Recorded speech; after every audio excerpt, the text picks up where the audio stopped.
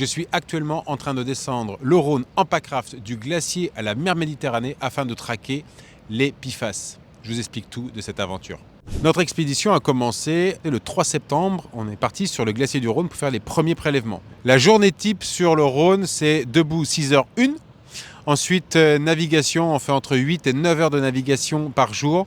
Tout ça, c'est couplé avec des prélèvements entre 2 et 4 par jour, plus les passages de barrages, écluses, tout noté, envoyer tout ça au laboratoire pour qu'ils puissent travailler en amont correctement, analyser, puis derrière ça sera interprété. Généralement les journées se terminent autour de 22h30, 23h, donc ce sont des bonnes journées de travail. Sur la partie prélèvement, c'est relativement simple, on fait 2 prélèvements par site sur les PFAS, un à 30 cm sous la surface de l'eau et un à 2 mètres avec une capsule que l'on vient déclencher directement pour avoir une eau à 2 mètres de profondeur, parce qu'on peut avoir une information complètement différente entre ces 2 prélèvements. Pour le moment, on n'a aucune information concernant les analyses. C'est le laboratoire qui détient ça et on attendra dans tous les cas pour communiquer dessus parce qu'on a besoin d'interpréter les résultats.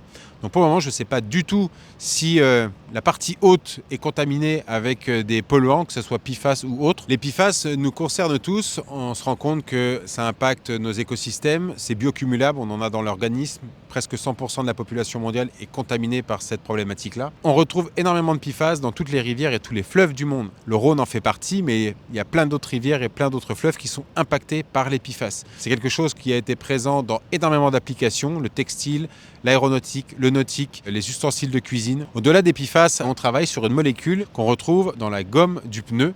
Lorsque l'on roule, lorsqu'on a des accélérations, des freinages, on va venir complètement effriter la gomme qui sera lessivée par les pluies, se retrouvera dans les rivières, dans les fleuves, dans les mers et les océans et qui se transforme en pleine nature et qui est très dangereux pour les écosystèmes. Une fois terminé, on aura une cartographie complète de l'état du Rhône, du glacier à la mer Méditerranée avec les interprétations. Et l'objectif, ça va être d'aller rencontrer les pouvoirs publics, les maires, les métropoles, les agglomérations, les sensibiliser et leur montrer qu'il existe des solutions pour pouvoir stopper, capter tous ces PFAS avant qu'ils terminent dans les mers et les océans. Le message qu'on essaie de transmettre à travers cette expédition, c'est de montrer qu'il y a de l'espoir et qu'il y a plein de choses qui peuvent être mises en place. Effectivement, on parle d'une molécule qui est invisible à l'œil nu. C'est peut-être la cause économique qui viendra concerner la plupart des gens. Il faut savoir que la dépollution en PFAS sur les 20 prochaines années en Europe devrait coûter entre 90 milliards et 2000 milliards d'euros. Donc il faut qu'on prenne cette problématique tout de suite à bras le corps. C'est le défi du 21e siècle et on peut trouver des solutions ensemble, mais il faut commencer tout de suite.